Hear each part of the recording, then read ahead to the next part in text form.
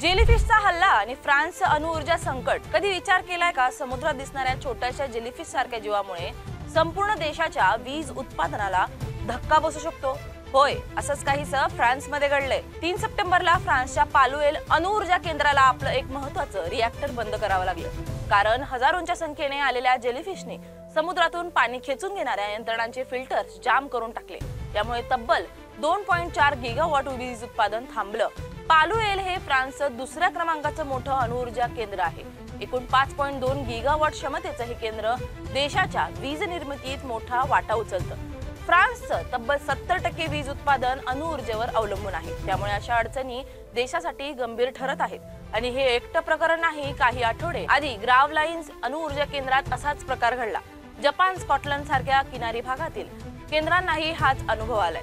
शास्त्रज्ञांच्या मते समुद्राचं वाढतं तापमान, अति मासेमारी आणि नैसर्गिक शत्रूंचा अभाव यांच्यामुळे जेलीफिशची संख्या झपाट्याने वाढते आहे. त्यामुळे भविष्यात हे जीव केवळ समुद्र किनाऱ्यावर त्रासदायक राहणार नाहीत, तर जगभरातील अणुऊर्जा केंद्रांसाठी मोठं संकट बनू शकतात.